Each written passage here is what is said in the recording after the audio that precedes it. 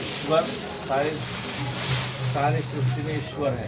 कौन बोलेगा कि भगवान नहीं है? ऐसा बोलने वाले लोग बहुत हैं, भगवान नहीं है।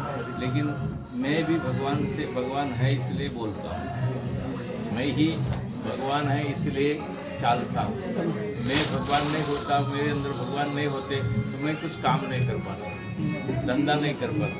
सारे भगवान है ये निश्चित रखने का। भगवान सारे इसी में भगवान है। और ईश्वर गुरु, ये गुरु के भी मान रखना चाहिए कि उससे हमको इस रास्ते में हम जाने के लिए रास्ता मिलता है। तो गुरु जी को मानना है, ईश्वर को मानना है। ईश्वर गुरु ये सब है, नहीं ऐसे नहीं है। शास्त्र जैसे ऋग्वेद, यजुर्वेद, सामवेद, अथर्ववेद, हमारे 4 ग्रंथ ये हैं, वेद है। श्रीमद् भगवत गीता, रामायण, ये हमारे शास्त्र है। उस शास्त्र में जो भी लिखा है उस शास्त्र का अपना विचार करना चाहिए।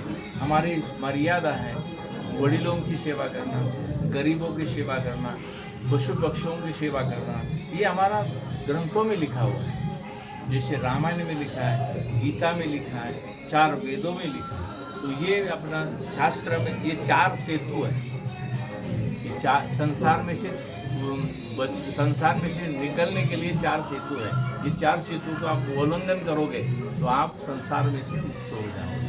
संसार है नहीं, लेकिन हमको लगता है वास्तविक रूप में संसार नहीं है। ये भगवान का ही सारा स्वरूप है, भगवान का ही स्वरूप है।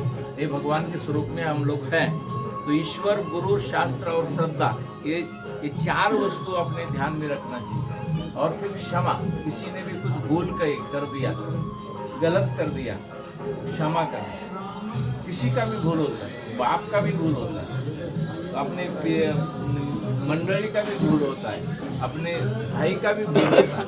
तो भूल होता है तो उसको क्षमा करना।